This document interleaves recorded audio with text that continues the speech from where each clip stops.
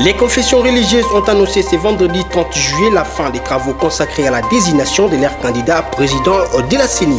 Billy Kamba, le secrétaire général de l'UNC, a installé la cellule nationale de recrutement et implantation de son parti ce vendredi 30 juillet 2021.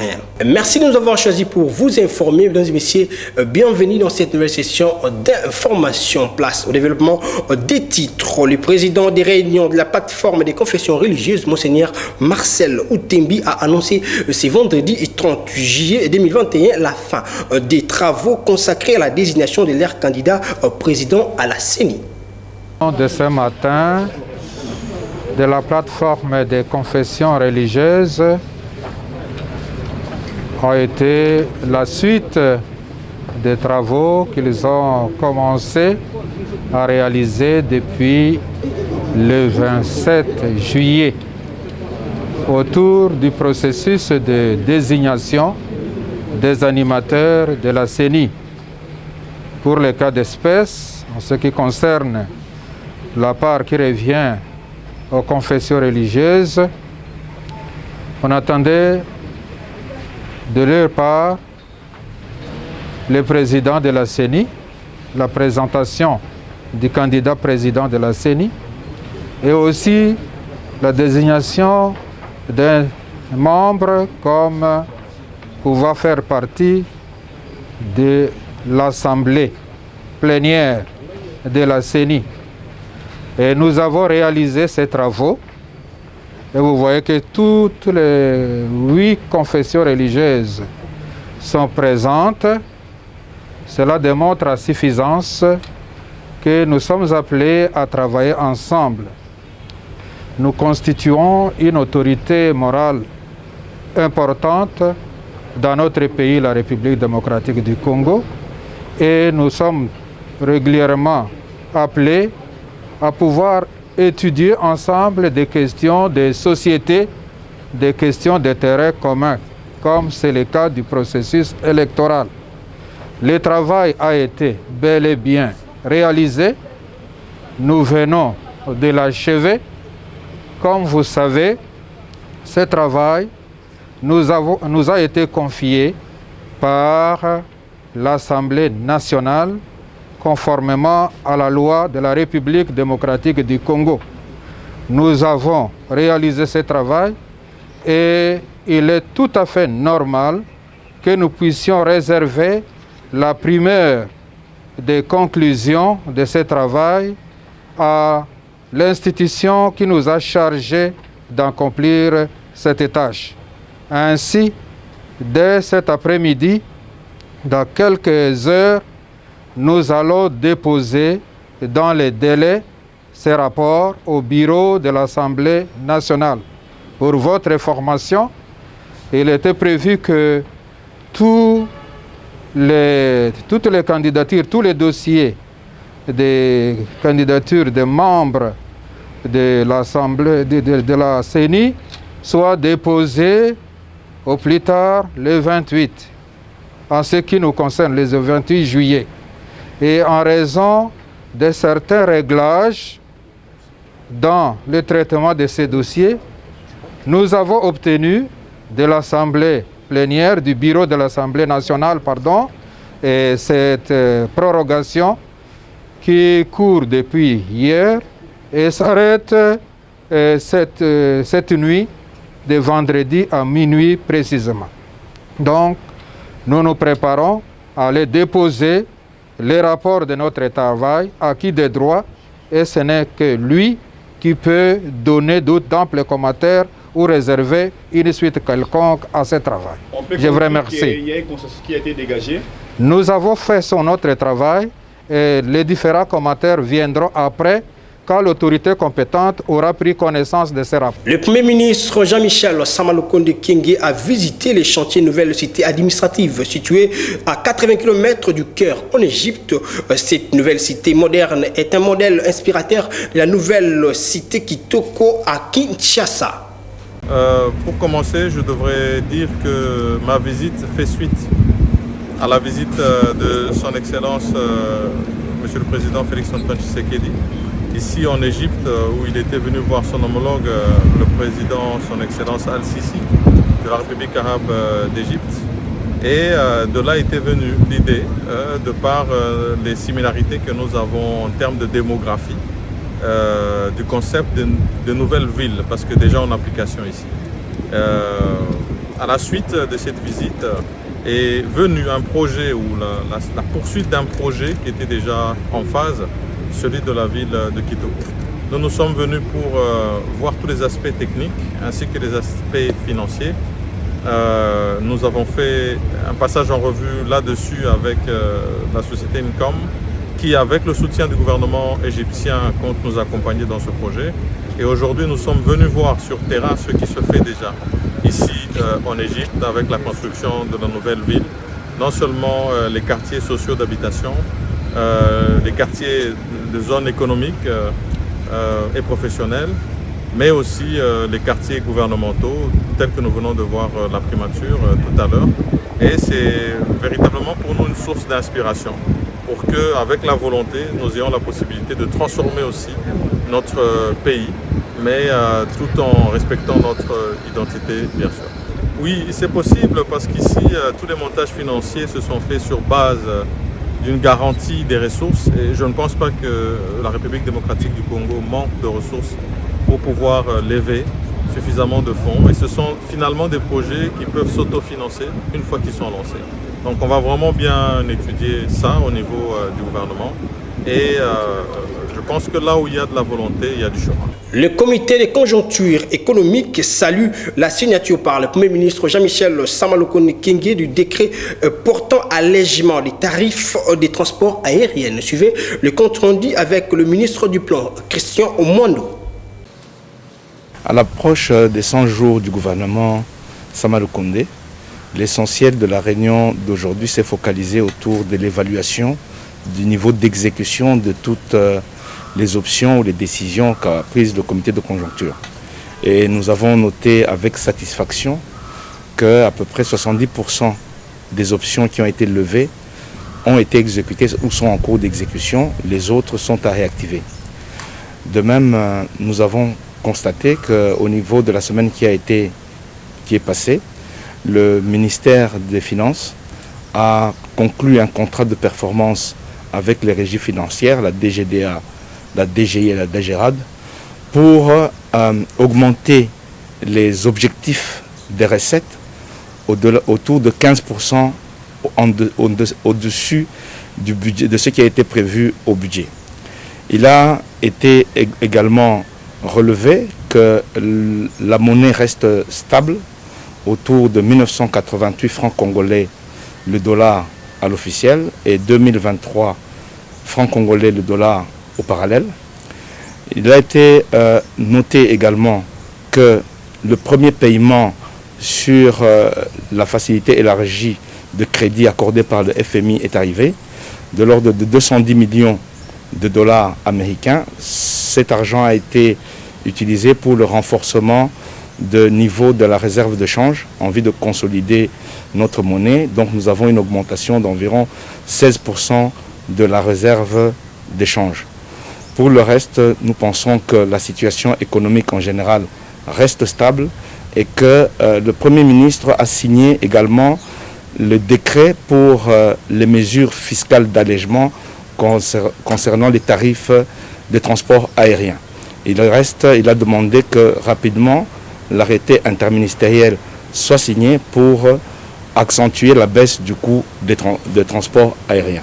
Voilà un peu globalement ce qui a été dit au jour d'aujourd'hui.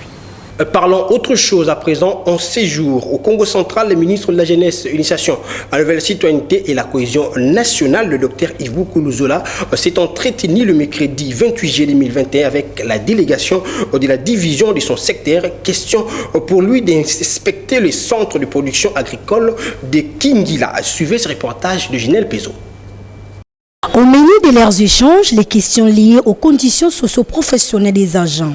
À cette occasion, les chefs de service ont fait part de la situation, notamment l'impayement des agents dans certains dépendants du territoire. Cependant, le ministre de la Jeunesse, Initiation à la nouvelle citoyenneté et cohésion nationale, le docteur Yves Moukoulou Zola, a fait le ronde des différents services qui se trouvent dans un état de délabrement très avancé. Ainsi, le centre de production agricole de Kingila nécessite la réhabilitation urgente pour éviter les dégâts.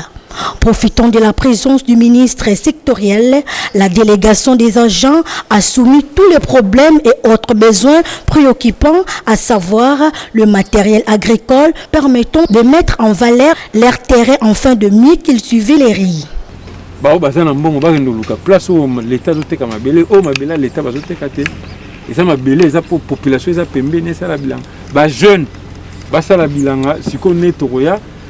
biso moko tokoya na ba tracteur et sali pona ba jeune baloni ba former bango baloni et puis bandi koteka.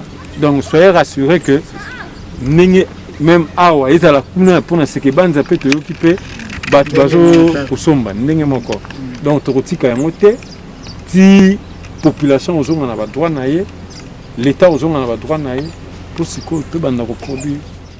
Après l'étape de l'Ouosi, le ministre de la Jeunesse, Initiation à la nouvelle citoyenneté et cohésion nationale a visité également les sites comme le centre de Nsandanwizi en Sekebanza, Mbanzangungu, afin de lancer les travaux de formation de jeunes pour leur permettre de devenir plus compétitifs.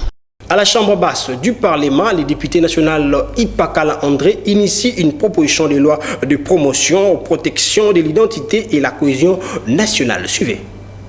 C'est après avoir observé que notre patrie, elle n'est pas bien servie, c'est-à-dire elle n'est pas portée dans le cœur de tous les Congolais.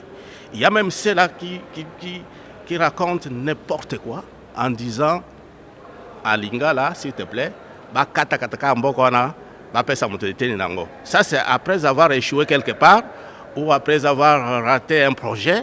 Mais alors que Dieu, personne, je dis bien, personne, toutes les autorités, personne n'est allé négocier avec Dieu pour naître Congolais. Souverainement, Dieu a envoyé, toi tu vas naître Congolais. Donc nous avons l'obligation d'assurer la protection de notre patrie. Nous avons l'obligation d'aimer, pas d'aimer comme les gens disent, moi j'aime la patrie, mais alors qu'on ne le voit pas en train de poser des actes d'amour de la patrie. J'ai observé les autres nations. Les autres nations sont vraiment rattachées, chaque citoyen du monde est rattaché à son pays. Mais la RDC, non, on voit les gens qui font n'importe quoi pour le pays. Je pense qu'il faudra une loi. Comme nous disons, personne n'est censé ignorer la loi. J'ai fait des propositions. Ça, c'est déjà même la quintessence de la loi. J'ai fait des propositions. Vous savez, les autres nations, on commence de très bas âge à cultiver cet amour de la patrie. À partir de la maternelle, primaire, secondaire et aux instituts supérieurs, même à l'université. Donc, les gens, ils naissent et ils ont cette fierté d'être le citoyen de ce pays-là.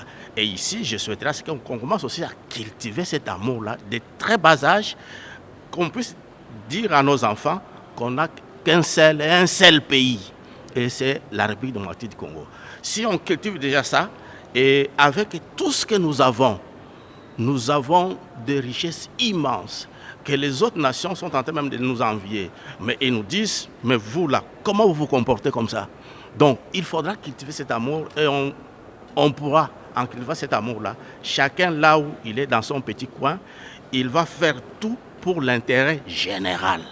Et on pourra supprimer les intérêts égoïstes. Et on voit d'abord la RDC d'abord. On peut être dans un coin, on est affecté dans une frontière. On dit ici pour la patrie, vous ne pouvez pas passer, et ce n'est pas l'argent, ce n'est pas ceci. Et là, on sent déjà qu'on a intériorisé réellement l'amour de la patrie. Comme annoncé au sommaire, le secrétaire général de l'Union pour la nation congolaise, Billy Kambale, a installé ce vendredi 30 juillet 2021 la cellule nationale de recrutement et d'implantation du parti cher à Vital Kamere. Ginel Pezo pour plus de précisions.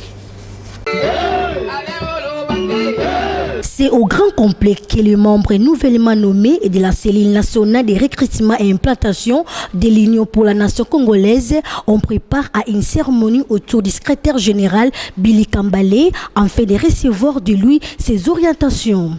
Le coordonnateur national de la cellule nationale de recrutement et implantation, Papi Okata, premier à prendre la parole, n'a pas manqué d'entrée de jeu à remercier au nom de son équipe le président national de l'INC, Vital Kamerhe, pour la confiance placée à chaque aidé ainsi qu'au secrétaire général du parti. En nom personnel, nous devons nous acquitter à ce devoir.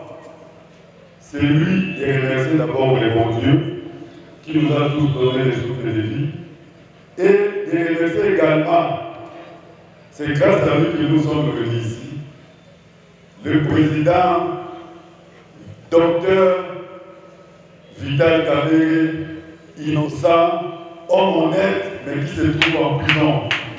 Pour sa part, le secrétaire général Billy Kambale a félicité la cellule nationale de recrutement et implantation et les a rappelé leur mission. Il faut nous faire rapport, remonter toujours les rapports pour que nous puissions contrôler le pays. Et c'est ici le lieu de féliciter les coordonnateurs de la manière dont la structure a été organisée pour s'étendre. C'est grâce à la structure na yebi ba territoire de Soudan na Yokater na ba manier makuna suki na ba boende suki wapi kuna, j'ai vu une extension vraiment la conquête réelle du pays. Ça, c'est une innovation à encourager et à féliciter. À cette occasion, le coordonnateur provincial de la zone Grand Katanga, Emile Ngongo Ilunga, a remercié le président national du parti et promet de bien travailler pour accomplir sa mission. La confiance qui nous est donnée par notre président national Vital Kamerhe, dont en passant, je les salue avec mes hommages le plus déférents. Merci, monsieur le président national Vital Kamerhe, pour votre confiance que vous venez de me donner. Et je remercie également l'excellence Billy Kambale, qui est notre secrétaire général, qui vient de nous notifier ce jour. Mais aussi, je remercie mon coordonnateur national, Joseph Papi Okata, pour cette confiance de marque qu'ils ont mis en nous. Nous allons faire de mieux afin de relever la pente dans la zone Grand Katanga. C'est par la remise officielle des notifications à chaque membre que s'est clôturée cette rencontre.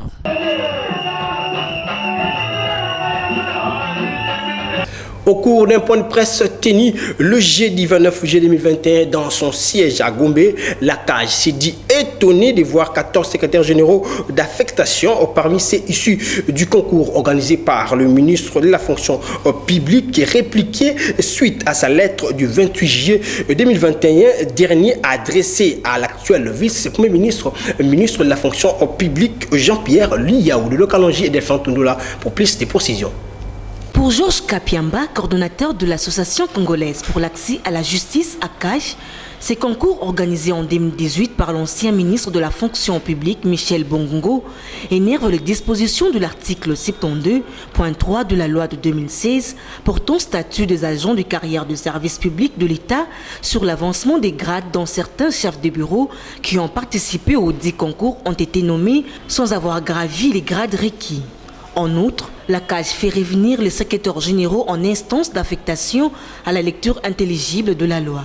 L'article 17 de la loi précitée dispose clairement que font partie de la première catégorie le secrétaire général, les directeurs généraux et les directeurs.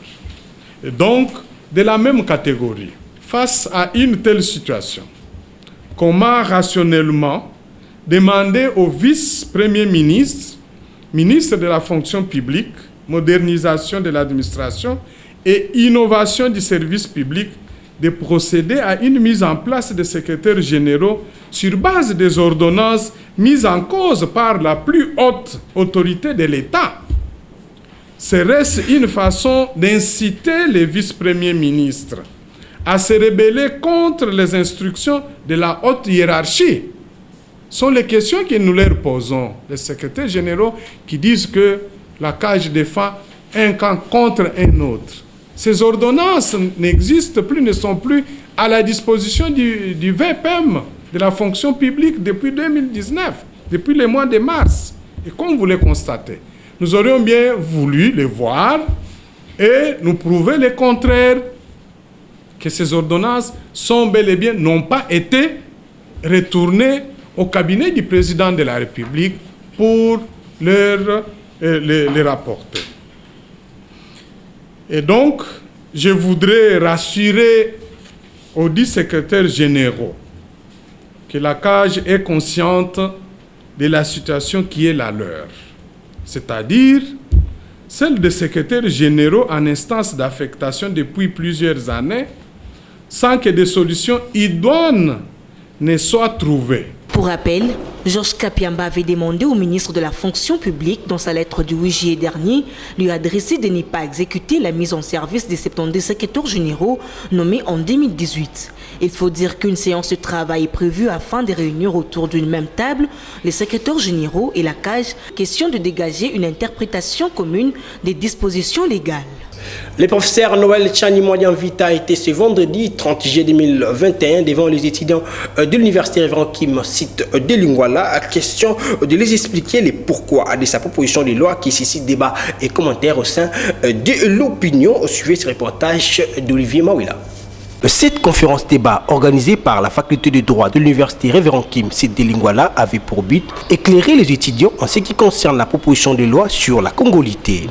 Prenant la parole, Noël Tchani a expliqué que cette loi va protéger les fonctions régaliennes de la République démocratique du Congo et ne cible aucun individu. En faisant cette proposition de loi, nous ne visons personne. Je vous dis bien que personnellement, ce jour-là, je me suis levé à 3 h du matin et j'ai pensé à cette situation.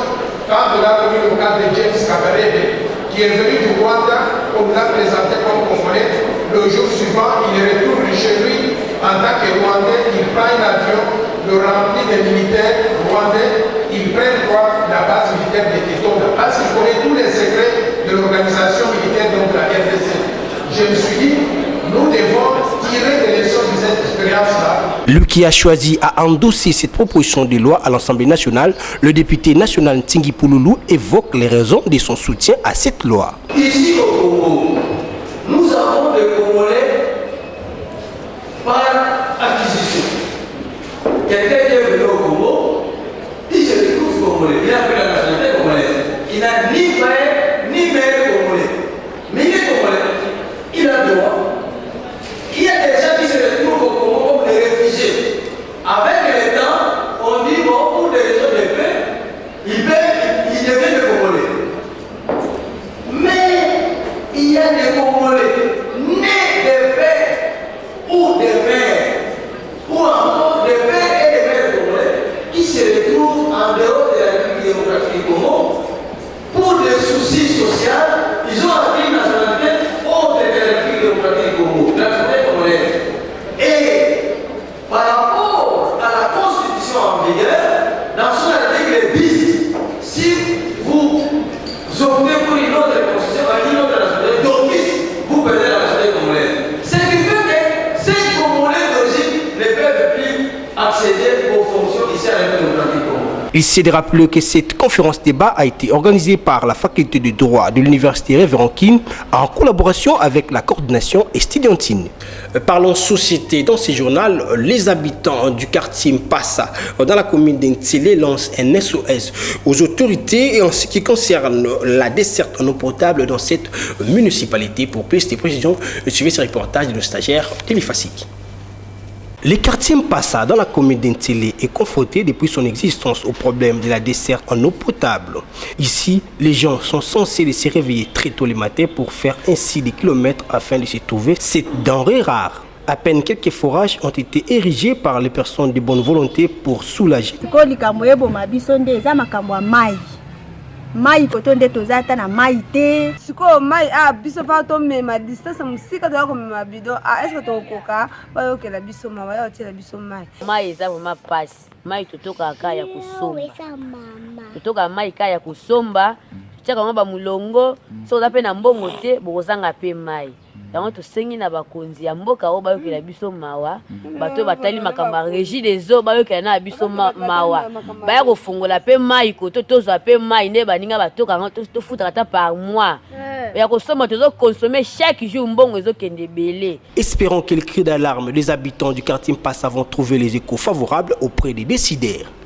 D'une commune à une autre, à Mongafula, précisément au quartier Matelimayo, la population se plaint de la progression d'une érosion au risque d'emporter quelques habitations se trouvant sur l'avenue Ngantsele. Suivez ce reportage. Les quartiers Matelimayo dans la commune de Mongafula se trouvent sous la menace d'une érosion qui progresse dangereusement au rythme des eaux de pluie. Les habitants de cette partie de la capitale s'inquiètent sérieusement du sort réservé aux habitants de l'avenue Ngantsele où les ravages de cette érosion sont de plus remarquables. Bato ebele ba eko filma wa ke po basala biso lesere ba ko la biso libolo wana bazo sala le côté donc tozana problème quartier Masumu quartier Matelimayo balabala Ngantsele ezali vraiment problème ya munene donc botana biso situation wana eloko zo kumisa biso mingi eza berosion naza sibuno moto omona na ba image ke no berosion toyaka awa ezalaka bien ngande nazolo babwe na sai déjà 19 ans awa mais totali ke berosion oyo ezonyokola biso 5 ans yango donc ezata na moya kokanga ngo te yango na kosenga na bakonzi mboka basela biso quelque chose. Pour parer à plus pressé, le chef du quartier sensibilise sur la nécessité de construire des dînes avec des sacs remplis de sable. L'érosion est sali pas même banné. Ça pas même banné et là juste dans quelques mois les érosions feront minene bomo. Batu ya ba sebo likolo kuna ba quartier mususu ba quartier voisin na biso bani ko localiser mai na bango te yango moni ezomema biso ba dégâts o nyonso biso a to ko localiser o biso mais o bango kuna so ba localiser te de sala et créer ba fuite nyonso o biso toza osenga na bakonzi ba aider biso ba tia biso maboko ba epole biso pona nini to luka moya ya ko canaliser érosion pour En dépit de la mobilisation générale pour lutter contre l'ennemi de leur environnement, les chances de succès paraissent minimes. Pour le reste, c'est la paire qui gagne le résident de l'avenue Ngantsele. Toujours en société pour boucler complètement cette session d'information, les habitants du quartier Kassaï dans la commune de Bumbu interpellent l'autorité urbaine pour l'effectivité de l'opération Kinbopeto dans l'air millier. Suivez encore une fois de plus ces reportages de nos stagiaires de l'EFASIC. La direction Sayo, dans son tronçon compris entre l'avenue Yassa et Mukoso, au quartier Kassaï, dans la commune de Bumbu, risque de s'effacer sur la carte géographique de cette municipalité si les autorités continuent à dormir sur leurs oreillers. Selon un habitant de ce coin, cette situation n'est rien d'autre que la suite logique du manque d'entretien de ces avenues par les autorités municipales. Nous avons l'avenue 24 novembre. Après 24 novembre, c'est Sayo. 15 samedi, on a dit qu'il vous pète ici. Donc chez nous, c'est un slogan seulement, nous attendons seulement qu'il vous pète, qu'il vous pète. Mais nous ne voyons pas en action qu'il vous pète, on ne le voit même pas. Pas même un seul jour, un seul samedi. Parce que nous savons que chaque samedi, nous avons ça. Mais nous ne voyons pas qu'il vous pète ici. talaka la salite ndenge tozinga na kata salite la caniveau nyonso salite makambo toyebi pe te soki na commune na biso ya Bumbu tozala pe na bourgmestre toyebi pe te tomonaka ye pe te soki mpe asalaka mosala wapi toyebi te donc makambo nyonso toyebi te kini bopeto toyokaka yango be koyoka mais mpo tomona ke kini bopeto yango yango oyo ata direction ya biso ya saye comme ata mwa propre ata jour moko rien. Par ailleurs, le cri d'alarme est lancé à l'endroit du gouverneur de la ville-province de Kinshasa pour l'effectivité de l'opération Kinbopeto dans ce coin de la capitale.